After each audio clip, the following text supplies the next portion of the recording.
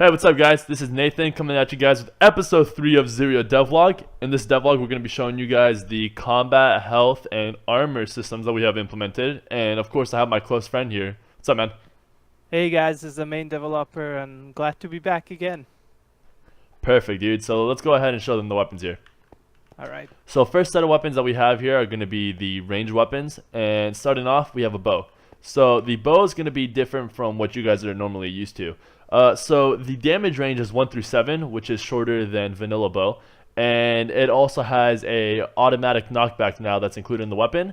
And another thing different too is the velocity is a lot shorter than what it used to be before. And so now if I hit Topaz here, you can see the knockback does send him off flying a little bit. And so that is the bow there. And what else we can show you is the longbow, which is the variant, is the bow that actually shoots a lot farther and a lot faster. So you see how that went a lot further. It does deal extra damage. It has a range of 1 through 9, but it does not have the knockback. So it's just going to be a normal hit just like that. And the other weapon we have shown here is a slingshot. And the slingshot is going to be using a special ammo called the slingshot ammo. The slingshot when shot has a 1 to 2 damage range. But the reason why it's a low damage range is because it has an ability called exhaust. It's a 30% chance to slow down an enemy. And the velocity is also a lot shorter than a normal bow. So if I were to go here and hit Topaz, first off, I did get a crit sound on him, which means I did do critical damage on him, and there is a chance that he could have been slowed. You slowed? Yep. Yep. There we go. We'll also have a sound that plays whenever your ability does go off, so you will have that notification. The other weapon that we have here is a spear. So the spear is the only ranged weapon that can be used both melee and in range that actually has some significant damage. So the melee range, the melee damage is going to be 6. And if I were to throw it, it does deal 150% extra damage.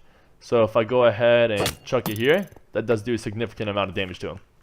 Also, it uses 2 durability when you throw it. Correct. So our next set here are going to be our swords, daggers.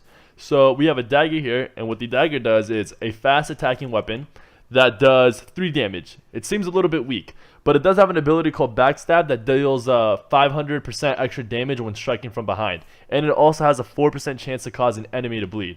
So if I were to attack him in the front normally, it would only do 3. But if I were to attack him from behind, it will do a lot more damage, and you can see it signified by the hearts that came out of him.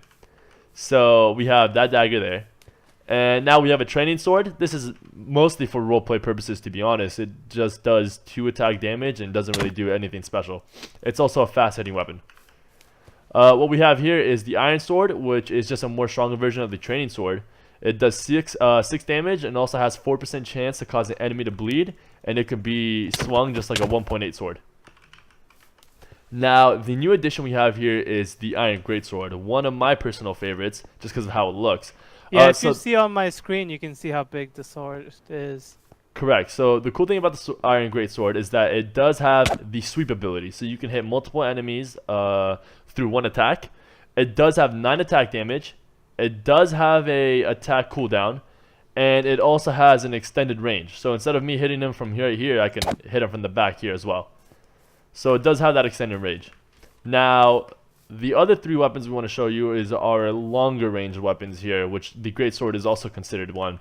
So we have the halberd, and the halberd special abilities is that it can deal extra damage to horses, and it also has a 20% chance to dismount an enemy while you are riding a horse. It does have a knockback of 1, and the damage of it is 7, so it's a very good anti-cavalry and cavalry weapon to use as well. And it's really extended range, more bigger than the greatsword. Correct.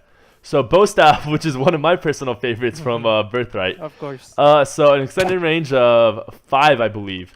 It has a knockback of 3. It does little to no damage, which is about 2. And it also does have the sweep attack. But the good thing about this weapon is it does no damage, but if somebody's running towards you, just knock him back and get him out of that range.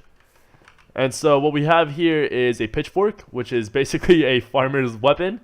It does have 3 attack damage. It does have an extended range as well, and it also does have a knockback of 1. Something just for the mobs to use. What we have here are weapons that can rip through armor durability.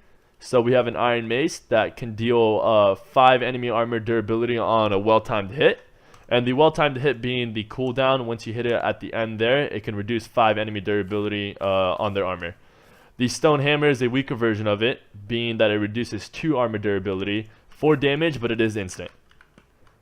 And then we have the iron flail, which is more of a skill shot weapon. It does reduce 4 enemy armor durability on projectile hit, and it does do about 1 to 3 damage. But the great thing about it is that you can hit people from far away, and then you can also drag them as well. So that's something, you know, if you are proficient with a fishing rod in PvP, that's something that could be useful to you. What we have here is the iron war axe, which may be one of the strongest weapons we have here in Zyria. So the attack damage of the iron war axe is 10, and it also has a knockback of 1. Good thing about it is that it does have stun, which is a 20% chance to stun an enemy, and it also has a shield bash, which can disable an enemy shield. So if I were to hit him here, Oh, I froze. you stunned. There you go. So Yep. the stun lasts about 1.5 seconds, which should be enough to let other teammates deal some good damage to the stunned opponent. And what we have here is a club, which actually has a 7% chance to slow down an enemy. Very weak weapon, but it can give you that chance to slow down an enemy. And now what we have here, guys, is the armor. Okay, So- actually, before we go on the armor, if you notice that all the weapons have a critical hit percentage of 3, so if you're a good blacksmith, you can actually increase that number. And critical hit actually increases damage by 150% of the original damage. Correct, yeah, so each weapon does have that critical strike chance. So now what we have armor here. So in Zyria, we decided to go with just 3-tiered armor. I just realized I completely switched these up. Alright, so the 3 tiers that we have here are leather, chain, and iron. So the leather will be the first tier armor that you can get. Fairly weak, but it does give you a significant amount of damage reduction. I believe it is around 45%. 40 to 45%. The chain helmet, or the chain armor, is the second tier weapon, and the second tier armor, and that will provide you about 60% armor reduction, 55 to 60%. And then iron tier, being the highest armor that you can have, will give you 75% armor reduction when it's all full durability. So the way armor works is that the more durability you have on each armor, the more armor defense points it's going to give you. So if you are someone with a leather armor trying to fight someone that has freshly made iron armor, most likely the person with iron armor is going to reduce a significant amount more damage than you would. So it would probably not be a great fight for you. But let's say that you are in leather armor and you're fighting someone that has heavily damaged iron armor, then actually the odds of you fighting actually might be more even, because if you rip through his armor a good amount, it actually might do the same amount of damage as he would probably be doing to you. So armor durability does take an effect of your defense points that it gives you, and Alright, so we want to test it here.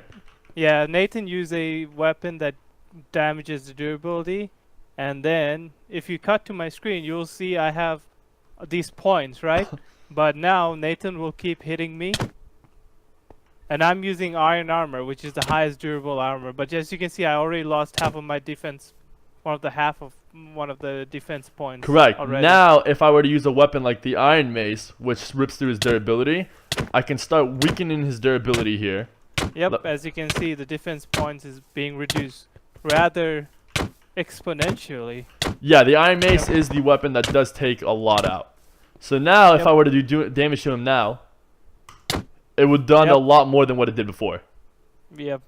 Yep. Substantially.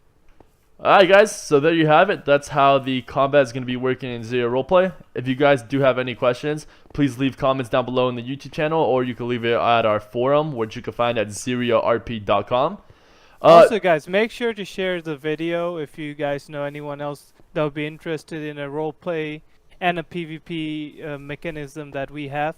Make sure to share this video and let them know about us. Yeah guys, and actually stay tuned to our website, because we are going to be releasing a open test server soon regarding the combat system, just so we can balance out the different weapons. So if you guys do register on our forums, you guys will have a chance to be able to play on that server. Anyway, so I think that's about it, right Topaz? Yep, that's about it. Alright man, anyways, we're signing out. Peace out guys. Alright, peace out, guys.